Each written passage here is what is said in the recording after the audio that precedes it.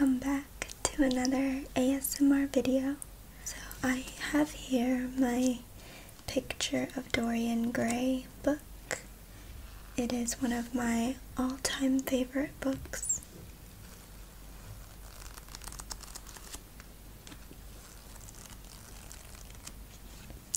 I just started annotating it for the first time.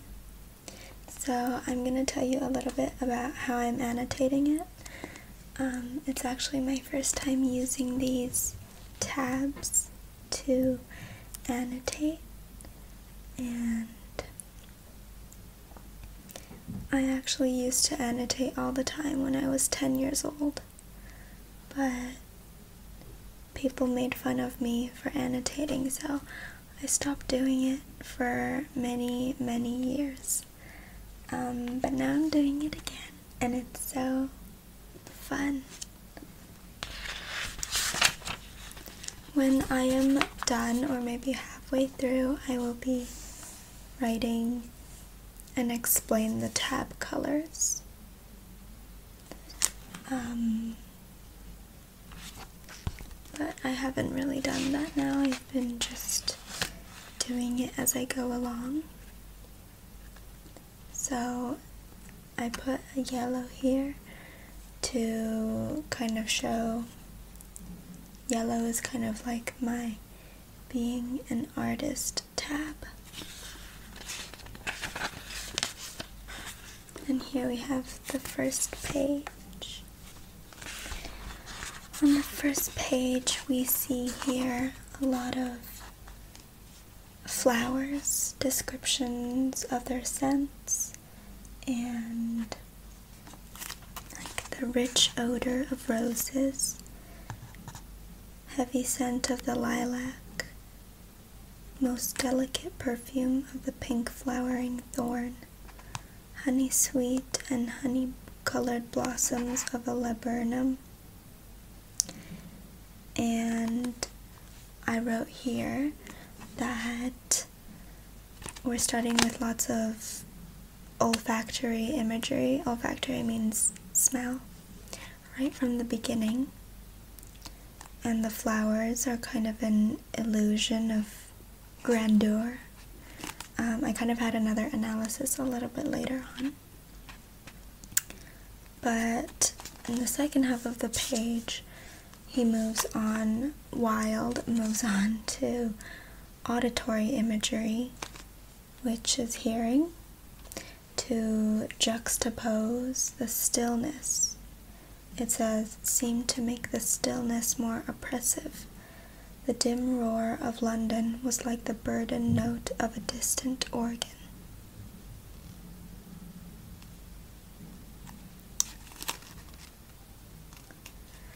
So I wrote here that this part we are setting the scene, and then here we meet Dorian Gray for the first time. And actually the first time we're meeting Dorian Gray, we're not seeing him as a character, we're seeing the portrait of him first. Wilde writes, in the center of the room, clamped to an upright easel, stood the full-length portrait of a young man of extraordinary personal beauty, and in front of it, some distance away, was sitting the artist himself, Basil Hallward. So he doesn't even mention Dorian, actually. So I thought that was interesting.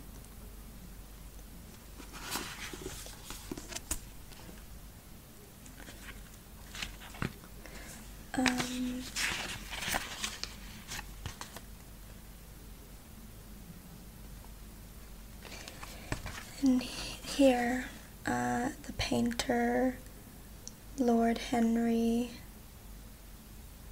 the painter Basil, says that he cannot exhibit it because he's put too much of himself into it, which I put a yellow tab for because that is him, like the feelings of being an artist. and I use the magenta tab for characterizations of Dorian Gray. We're gonna skip forward a few pages.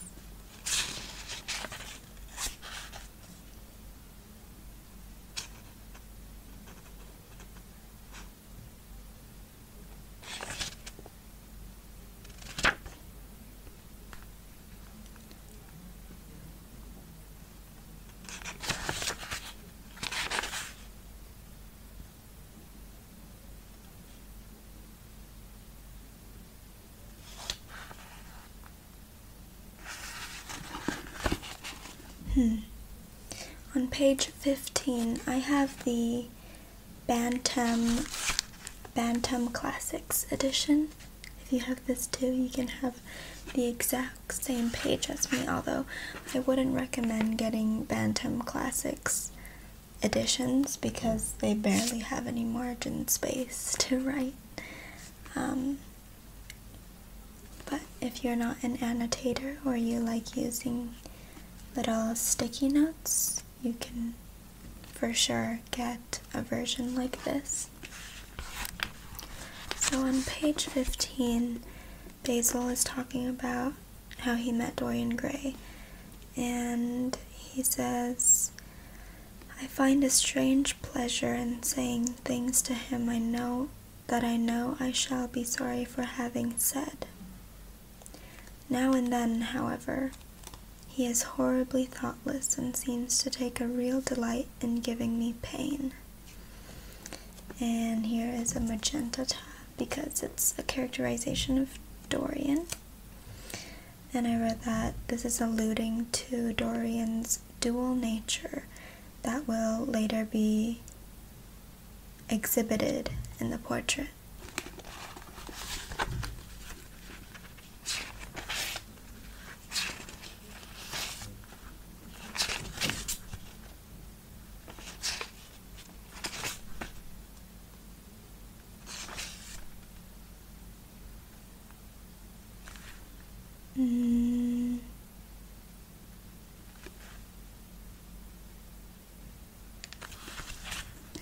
On page 24, Lord Henry is talking to Dorian Gray about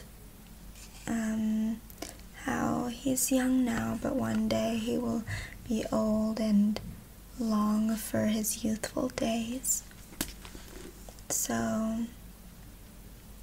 But Dorian Gray says, "I don't feel that, Lord Henry."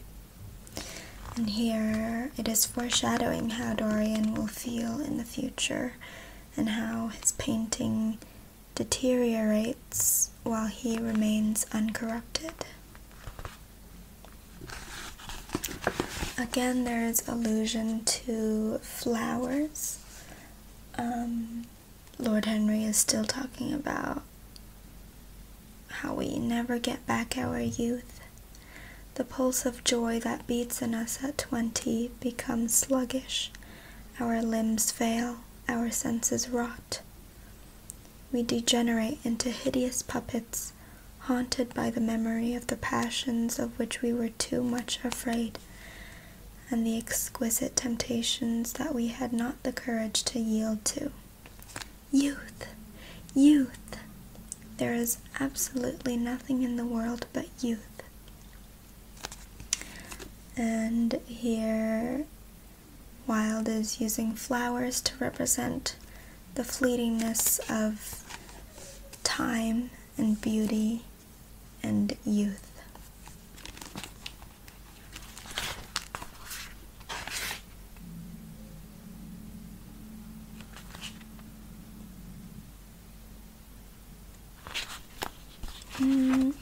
When Dorian Gray first sees his finished portrait for the first time, he says, "How sad it is! I shall grow old and horrible and dreadful. But this picture will remain always young. It will never be older than this particular day of June." And I'm not really sure about this annotation, but I wrote that this is the beginnings of his manifestation to remain young forever, although he probably does not do it consciously at first. I don't know. It's my first time analyzing this book. I will definitely be reading lots of scholarly articles to kind of help guide me. I have actually read a few scholarly articles on this before for my English class.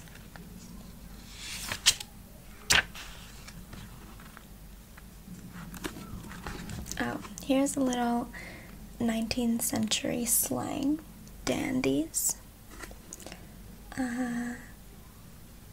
It means a man who likes clothes and appearance, and it does have lots of queer undertones, which obviously you are going to see in an Oscar Wilde novel.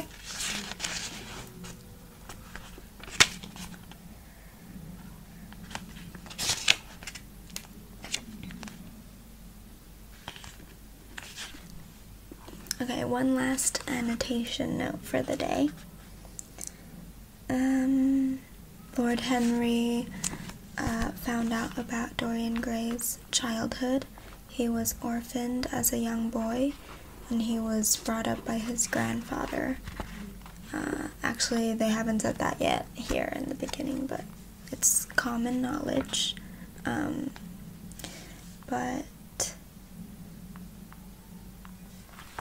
he is thinking about how his parents died when he was young, and he is thinking that, yes, it was an interesting background. It posed the lad, made him more perfect, as it were.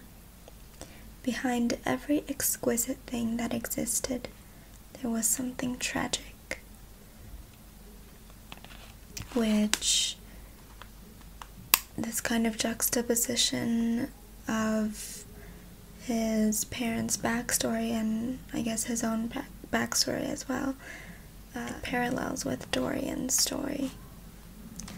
So here there's themes of beauty versus rot, sin versus virtue, and kind of you start to see the meaning behind his portrait rotting, where the themes start to emerge and then connect throughout the rest of the novel.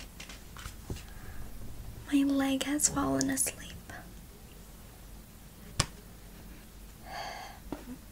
Okay, those are my annotation notes so far. Not all of them, but just some of them. I hope you learned something in this ASMR video. If you are a fellow Picture of Dorian Gray lover, or maybe you've never read it before, but you want to venture into classics, I hope this piqued your interest even more. And